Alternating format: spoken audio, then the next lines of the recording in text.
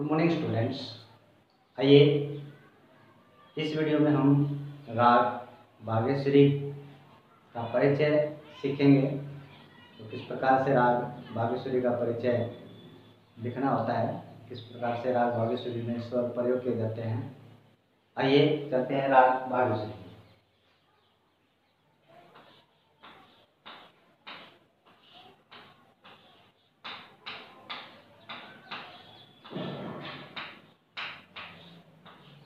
ये राग बागेश्वरी है, इसे बागेश्वरी भी कहा जाता है।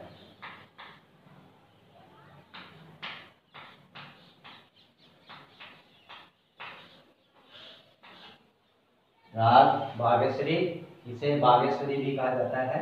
राग बागेश्वरी की जो उत्पत्ति है वो ठाट काफी से मानी गई है।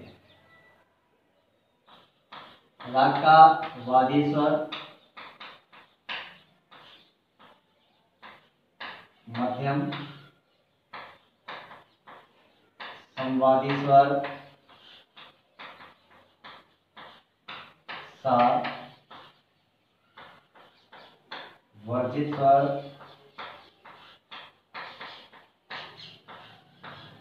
रे, पा,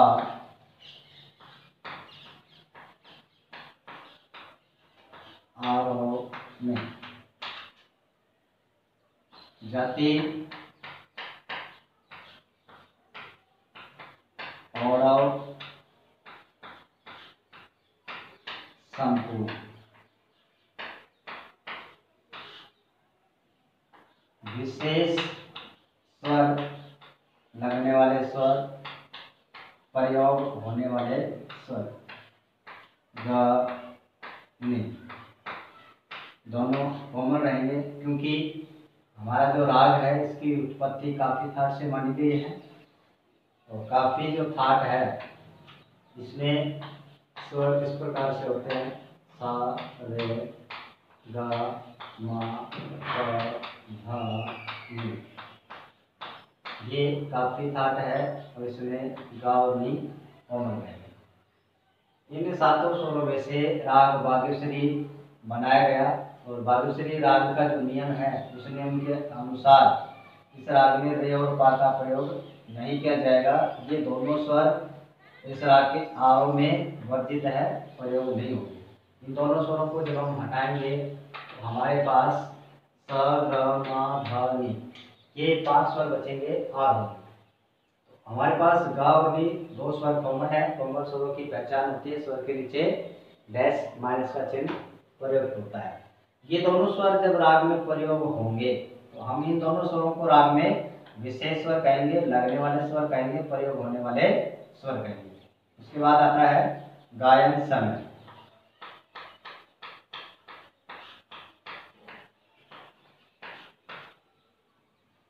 राग बागेश्वरी रात्रि के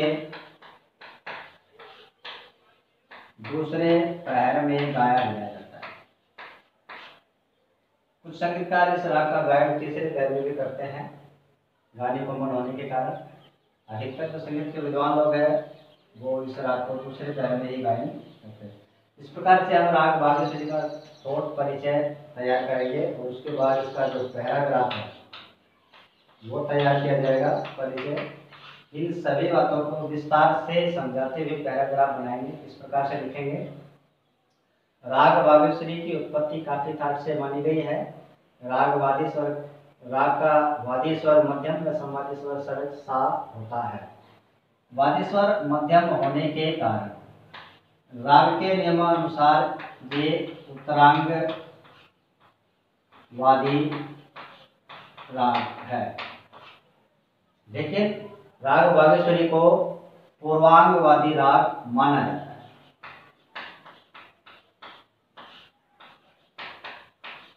पूर्वांगवादी राग माना जाता है।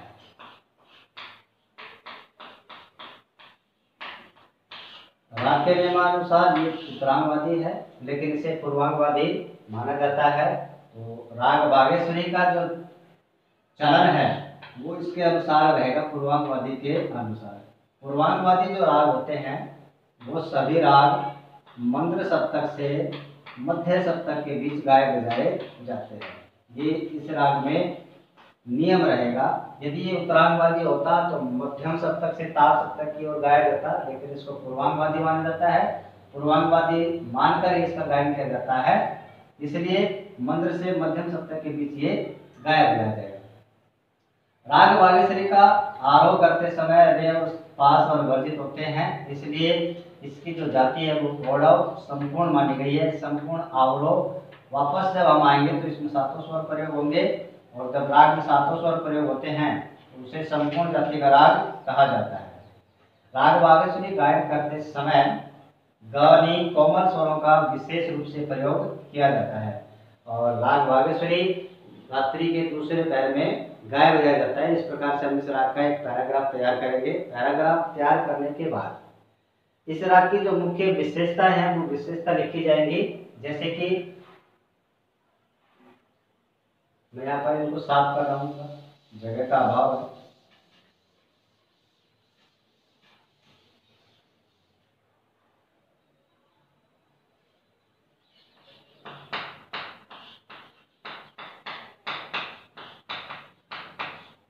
राग बागेश्वरी गंभीर प्रकृति का राग है। इसकी प्रकृति गंभीर होती है क्योंकि जो राग संधि बेला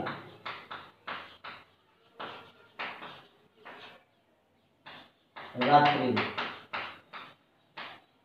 करुणरस, जो राग संधि बेला के समय प्रातःकालीन या सायंकालीन संधि बेला के समय गाए जाते हैं वो सभी राग, और जो राग रात्रि में गाए जाते हैं वो सभी राग, और जिस राग में करुण रस की प्रधानता होती है वो सभी राग। इन सभी रागों की जो प्रकृति है वो गंभीर रहती है, गंभीर होती है। तो राग बागेश्वरी जो है ये रात्रि में गाया जाता है, तो इसलिए इसकी प्रकृति गंभीर रहेगी। ये हमारी पहली विशेषता हम इसमें लिखेंगे, राग बागेश्वरी गंभीर प्रकृति का राग। जो गंभीर प्रकृति के राग होते हैं उन सभी रागों में गंभीर प्रकृति की गायन शैली ही गाई बजाई जाती है। जैसे कि ध्रुपद गंभीर प्रकृति का गायन है, धमार गंभीर प्रकृति का गायन है, ख्याल दो प्रकार के होते हैं, बड़ा ख्याल छोटा ख्याल। यहाँ पर जो बड़ा ख्याल है ये गंभीर प्रकृति है, और छोटा ख्याल उसकी प्रकृति चंचल होती है, उसको चपल भी कहा जाता है।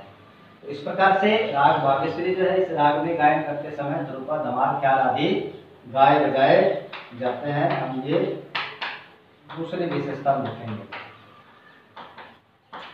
तीसरा आता है न्यास। न्यास का मतलब होता है रुकना, ठहरना, विश्राम करना। राग बागेश्वरी गायन करते समय हम जिन स्वरों पर रुकेंगे उन स्वरों को राग में न्यास के स्वर कहा जाता है, न्यास के स्वर। तो राग बागेश्वरी जो है उस राग में कौन कौन से स्वर न्यास के रहेंगे इसका पता कैसे किया जाता है, न्यास के स्वर को कैसे खोजा जाता है, कैसे इसका राग में प्रयोग होता है। हमारे राग का जो वाद्य स्वर है वो है मध्यम संवादी स्वर सा। कभी भी किसी भी राग में वाद्य स्वर संवादी जो स्वर आते हैं वो रहेंगे। दूसरी बात सा, सा कभी भी वर्जित नहीं होता है। जब सा वर्जित नहीं होता है तो सा की जो संगति है वो मध्यम स्वर के साथ है, और सा की संगति पंचम पा स्वर के साथ है। क्यों है? क्योंकि सा स्वर में 4 श्रुति होती है, मध्यम में भी 4 श्रुति होती है, और पा में भी 4 श्रुतियां होती है, इसलिए इनका आपस में एक दूसरे के साथ संबंध है। मध्यम स्वर पंचम स्वर एक साथ कभी भी किसी भी राग में वर्जित नहीं होंगे। यदि मध्यम स्वर वर्जित है तो वहां पर पंचम स्वर प्रयोग किया जाएगा, मतलब कि हमारे पास ये संगति तैयार रहेगी। और यदि किसी राग में पंचम वर्जित है तो वहां पर मध्यम स्वर की संगति रहेगी। हमारा जो राग है इस राग में देखिए वादी स्वर मध्यम है और सा संवादी है, दोनों के संगति स्वर भी है और वादी संवादी भी हमारे पास है। इस राग में गायन करते समय धा स्वर, धा की संगति का प्रयोग किया जाता है अधिकतर बादी स्वर के साथ। तो हमारा जो राग बागेश्वरी है, इस राग बागेश्वरी में हमारे पास म, सा, धा ये स्वर न्यास के रहेंगे, आपस में दोनों का तीनों का संबंध रहेगा। तो इनको जब हम कर्मानुसार लिखेंगे तो ये इस प्रकार से लिखे जाएंगे सा, म, धा। ये हम यहाँ पर लिखेंगे सा, म, धा। राग बागेश्वरी गायन करते समय सा, म, धा स्वरों पर न्यास किया जाता है। इस प्रकार से हम न्यास के स्वर इसमें लिखेंगे। विशेषता में 5 विशेषता इसमें लिखेंगे। अगला जो हमारा चौथा पॉइंट है समप्रकृति राग। इसकी प्रकृति के समान दूसरा राग कौन सा है, इससे मिलता जुलता दूसरा राग कौन सा है। काफी थाट से बहुत सारे राग उत्पन्न होते हैं। पंडित विष्णुनारायण भातखंड जी ने 484 राग उत्पन्न किए और इन सभी को सिद्ध किया कि ये सभी राग आपस में एक दूसरे से अलग है। काफी थाट का हमारे पास एक दूसरा राग है भीमपलासी। भीमपलासी राग का वाद्य स्वर जो मध्यम है, संवादी स्वर सा है। भीमपलासी जो राग है, इस राग में रे और धा वर्जित होते हैं आरोह। मतलब हमारा जो राग है, हमारे राग की जो जाति है वो औडव संपूर्ण है और राग भीमपलासी की भी जाति औडव संपूर्ण रहेगी, क्योंकि यहाँ पर 2 स्वर रे और धा वर्जित है आरोह में। वाद्य संवादी हमारे सेम है, हमारा राग का जो थाट है वो सेम है। तो इस प्रकार से राग भीमपलासी की अधिकतर बातें हमारे राग बागेश्वरी से मिलती जुलती है। तो इसलिए हम यहाँ पर समप्रकृति राग में राग भीमपलासी रखेंगे। राग बागेश्वरी का समप्रकृति राग भीमपलासी है। भीमपलासी और राग बागेश्वरी में थोड़ा सा अंतर है। ये भी पूर्वांगवादी राग माना जाता है, नियमानुसार उत्तरांगवादी, क्योंकि इसमें वाद्य स्वर मध्यम है, संवादी स्वर सा है, जो राग बागेश्वरी के समान है। तो बागेश्वरी जो राग वो भी उत्तरांगवादी है, भीमपलासी राग भी उत्तरांगवादी है। ये दोनों राग उत्तरांगवादी है, लेकिन इन दोनों रागों को पूर्वांगवादी माना जाता है। पूर्वांगवादी राग मानेंगे, ये भी पूर्वांगवादी है, ये भी पूर्वांगवादी है। तो दोनों जो राग है वो मंत्र सप्तक से शुरू होंगे। अब दोनों राग मंत्र सप्तक से शुरू होंगे तो कैसे पता चलेगा कि राग भीमपलासी है, कैसे बागेश्वरी? दोनों रागों को अलग कैसे किया जाता है? राग जो भीमपलासी है, भीमपलासी जो राग है ये मंत्र सप्तक के नी से प्रारंभ होता है। इसका थाट काफी है तो इसमें नी कोमल रहेगा और ये नीचे बिंदु लग रहा है, ये सप्तक का चिन्ह है। तो भीमपलासी जो राग है उसका जो चलन है वो मंत्र सप्तक के नी से रहेगा और राग बागेश्वरी का धा से चलन रहेगा। यहाँ पर जब हम इसका आरोह बनाएंगे तो धा के बाद नी आएगा, नी कोमल रहेगा और फिर हमारा मध्यम सप्तक आएगा। ये नीचे जब बिंदु का चिन्ह प्रयोग किया जाता है स्वरों के, तो वो सभी स्वर मंत्र सप्तक के कहलाते हैं। मध्यम सप्तक में हम किसी भी चिन्ह का प्रयोग नहीं करते और तार सप्तक में सभी स्वरों के ऊपर बिंदु का चिन्ह प्रयोग किया जाता है। इस प्रकार से बागेश्वरी जो राग है, इस राग में केवल एक स्वर का अंतर है। यदि हम धा से राग प्रारंभ कर रहे हैं तो बागेश्वरी, और यदि हम नी से प्रारंभ कर रहे हैं तो राग भीमपलासी। इस प्रकार से राग भीमपलासी हमारे राग का बागेश्वरी का संप्रकृति राग रहेगा। जब भीमपलासी राग का परिचय करेंगे तब राग बागेश्वरी इसका संप्रकृति राग रहेगा। इस प्रकार से हम राग की चौथी विशेषता बनाएंगे। चौथी विशेषता का संप्रकृति राग लिखेंगे। लास्ट 5वीं विशेषता, बागेश्वरी जो राग है, इस राग में धाम ये स्वर संगति है। इस राग में इन दोनों स्वरों का अधिक प्रयोग किया जाता है, बार बार इन्हीं स्वरों का प्रयोग किया जाता है। तो ये 5वीं विशेषता रहेगी। राग बागेश्वरी गायन करते समय धा मा स्वरों की संगति बार बार दोहराई जाती है, या ये दोनों स्वर इस राग में सबसे अधिक प्रयोग किए जाते हैं।